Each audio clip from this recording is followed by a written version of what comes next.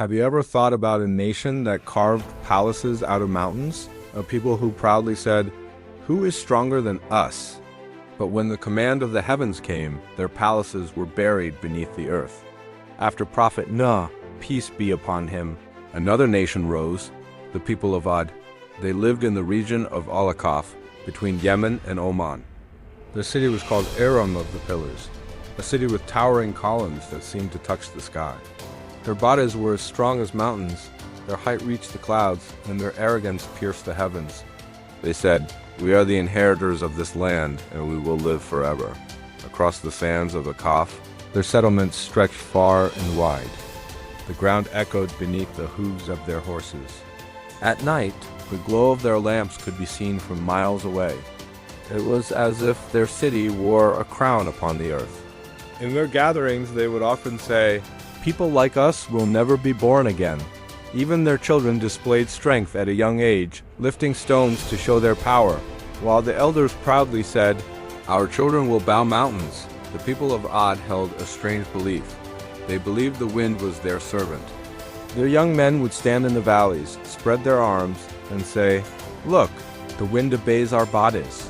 Their elders would boast in their councils, "Our ancestors controlled the direction of the wind. Who can stop us?" When they saw a storm approaching, they laughed and said, "The wind is with us. It will fall upon our enemies, not us." They had no idea that the coming wind had become their greatest enemy. The people of Ad were not only tall, their physical size was many times greater than ordinary humans. Along riverbanks, their footprints can still be found between the mountains, astonishing those who see them. Their doorways were so tall that a horse and rider could enter together. Their utensils were made of stone, so large that one vessel could cook food for an entire family. As time passed, their pride grew, and with it their arrogance. The call and patience of Prophet Hud, peace be upon him. And Allah sent his prophet, Hud, peace be upon him. He said, "O my people, worship Allah alone. You have no God besides him." They replied, "Do you expect us to abandon the religion of our ancestors? We are powerful. No one can harm us." Prophet Hud, peace be upon him, warned them again. "I fear for you a punishment you cannot even imagine." But when arrogance fills the heart, advice shatters like stone upon stone. Every day, Hud, peace be upon him, went to their markets, their palaces, their gates, calling them one last time. Some leaders laughed and said, "If there were truth in your words, our palaces would have collapsed by now." Children mocked him, and people avoided his path, fearing that the fear of Allah might enter their hearts. One day, Hud, peace be upon him, entered their grand assembly, where leaders sat upon golden thrones. He said, "Look at the system of nature Allah has created. Your strength is nothing." They laughed and replied, "Stop these weak warnings. If punishment comes, we will stop it with our power." The signs before the punishment. A few days before the punishment, a strange scene appeared in the valley. At night, a deep sound echoed in the sky.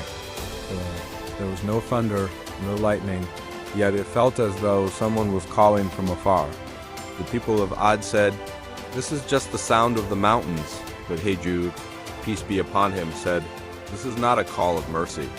It is a warning." The next night, the earth trembled slightly. Only the animals became restless. The people laughed. Even the earth fears our strength. They did not know this was the earth's final protest. Allah's punishment, the mysterious end of Iram. First, Allah seized them with drought.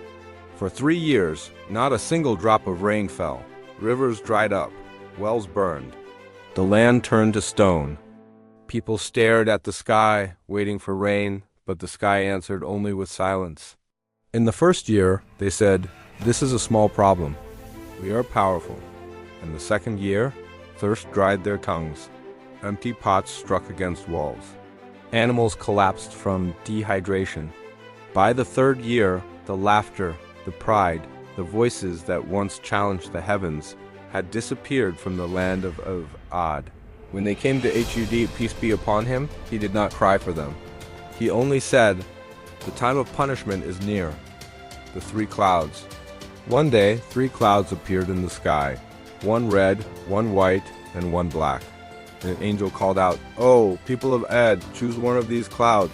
The leaders laughed and said, "The black cloud, it holds water, it holds mercy." But they did not know that the black cloud carried not mercy, but destruction. The sky turned dark. The air grew cold. People began to dance and shout, "Look, the rain has come!" But it was not rain. It was a storm of punishment. The first blast came, dust and stones flew. With every gust, it felt as if the wind was erasing their names. The second blast came, trees were uprooted, animals were lifted into the air.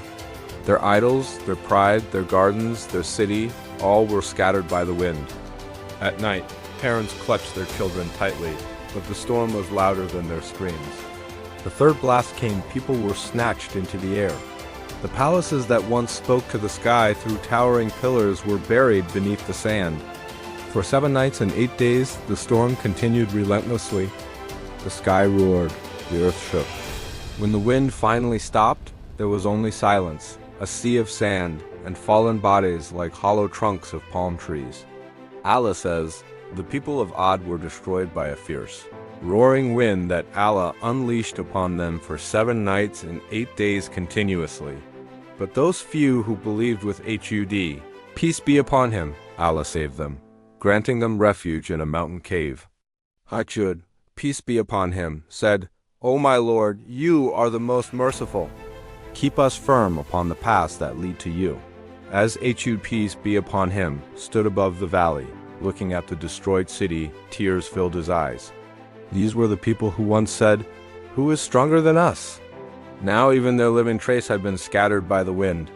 Hud, peace be upon him, said, "The end of arrogance is always destruction, and disobedience to Allah leads to ruin."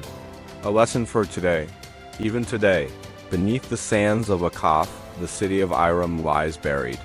A testimony that honor does not come from power or pride, but only from obedience to Allah. If you like this Quranic story, like the video. Comment below which nation's story you want to see next. And don't forget to subscribe. This is not just a story, it is a reality that reminds us, when humans become arrogant and establish injustice, Allah erases them.